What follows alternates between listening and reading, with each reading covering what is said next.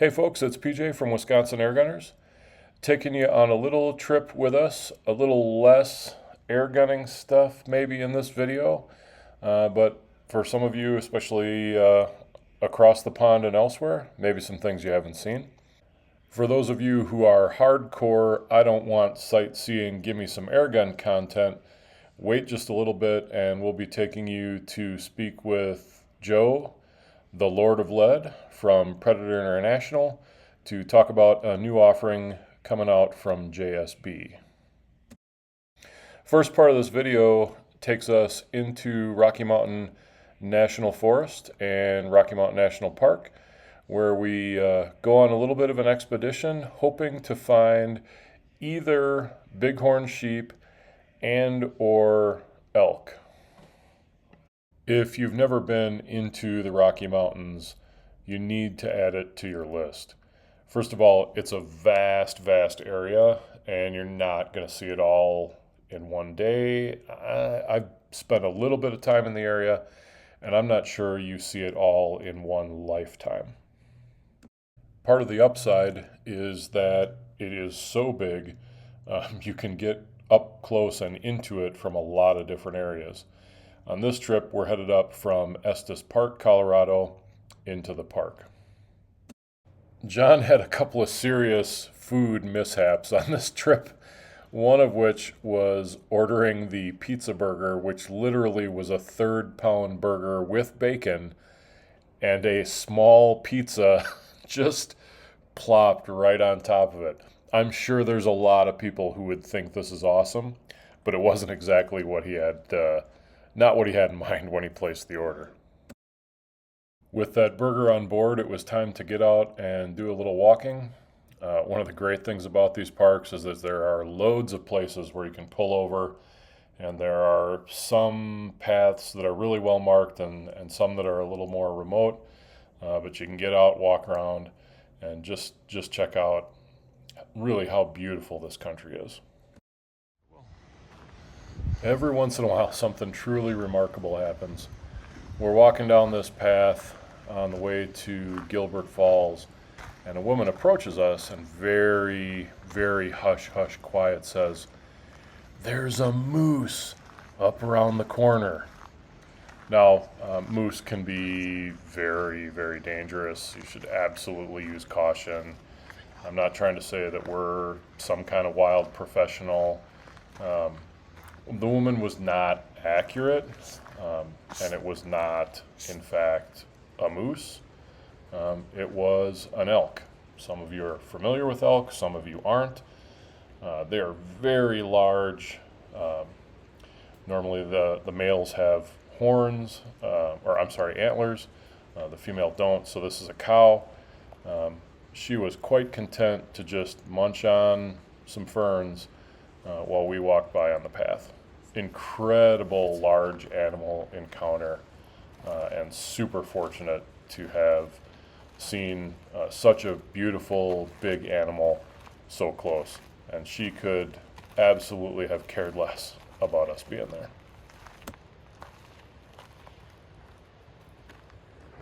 So here we are with an elk, and Chris, I think that might be well, it's a doe. I think that might be big bore range. She's Wow. That's far and away the closest I've ever been to a wild animal that big. Yeah. She was up 10 feet from us. So pretty cool stuff. Wish you guys were here. Indeed.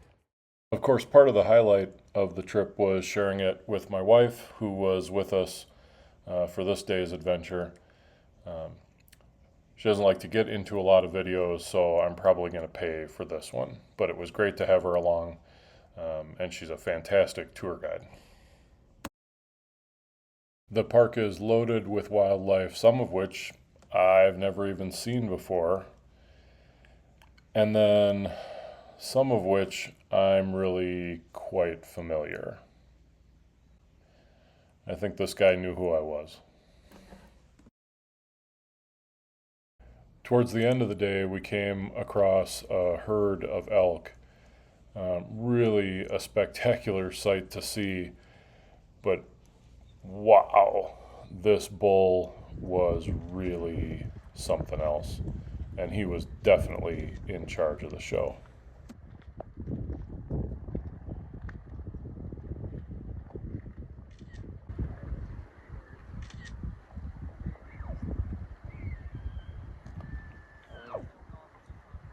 It was really amazing to see these animals in the wild, in their natural habitat.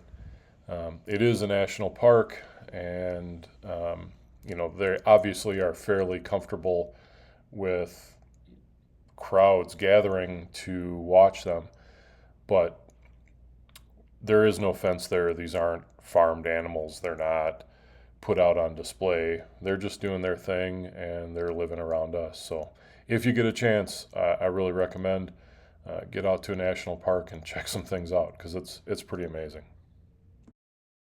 Okay, well, for all of you who are here for the air gunning content, if you are shooting JSB pellets in North America, those pellets have come through the door of Predator International. So the next day we got up and went down to the Predator headquarters to meet with our friend Joe and check out some of the projects they've got in development, including the new big bore offering, the Predato. So you wonder where all our pellets went? I think they're in the trunk of this sweet ride right here. I'm gonna head on into Predator International and see what's going on there, see if the Lord of Lead has anything positive to say on the topic. Joe, what do we got here, man? 177 stuff, huh? So, the new knockouts, and these are the 10.03 grain. These come 500 to 10. On the 13.43s, they come 400 to 10. Yeah, right there.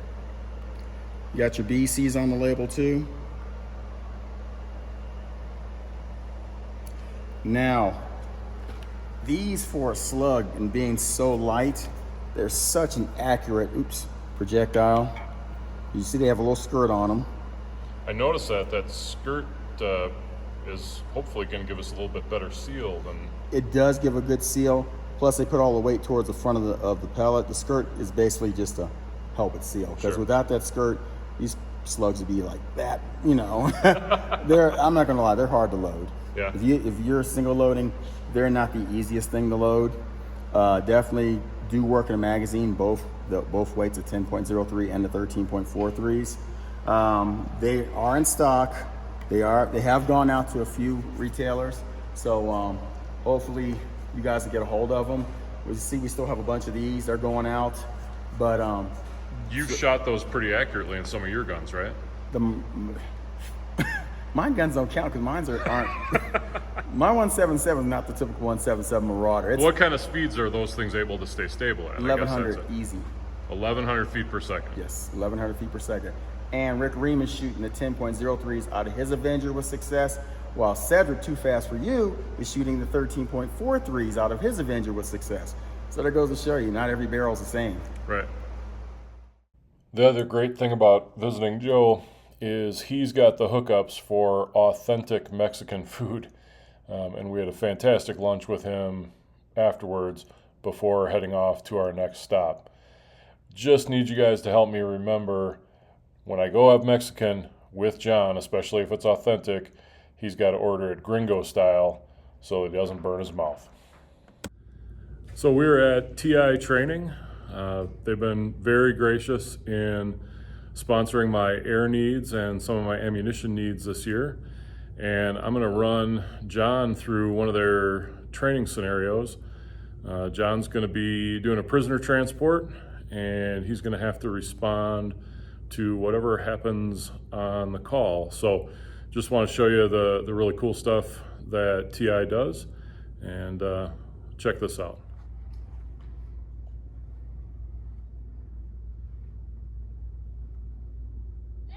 Police, drop the weapon!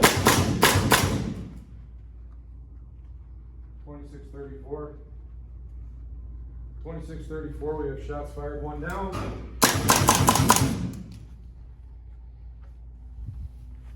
2634, shots fired, two down.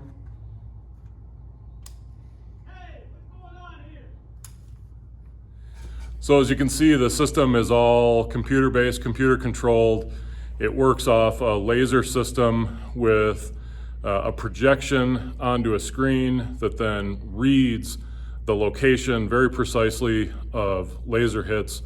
That feeds into the system, and as you can see, near flawless transition of actual live video. It's not anything CGI, it's not computer generated. These scenarios were actually filmed and then get split together by the computer. So when you hit the target, the subject goes down, and then the next part of the scenario plays forward. I'm an instructor on the system, so I can actually change the outcome of some of the systems or some of the scenarios, which is pretty cool.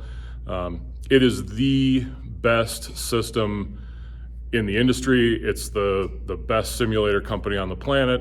And if you ever have any questions about running simulators, let me know, because I've been working with this company for a really long time and super happy to be part of the team shooting for them. So, well, it's always great to stop by and see my old friends at TI.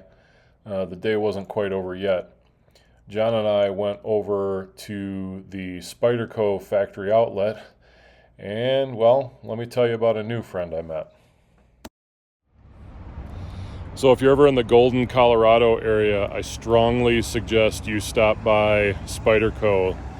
They have a factory outlet and some pretty sweet deals on knives. I'm talking like 45% off some of the stuff that, so it went to a trade show once, but still pretty awesome. And we had this amazing, we walked in right into, literally almost into the arms of one of the owners of Spyderco. And she took us around, and man, what a, how do I say this? An amazing amount of energy she's got. Spyderco was very much moved by the events of 9/11, and at one point did a fundraiser where they made a commemorative knife, and she actually shared with us the metal. This is off a part of Tower 1, and the skyline cutout you see there, the part that they cut out was actually put in one of those commemorative knives that they sold to raise money for families impacted directly by 9/11. So just a super cool little stop by, a place. I've been here in Golden a couple of times, but never happened to come here, and man, we just timed it perfectly, because really we're fortunate and got an opportunity to meet just really, Gail's a really cool person if you get a chance to stop by. And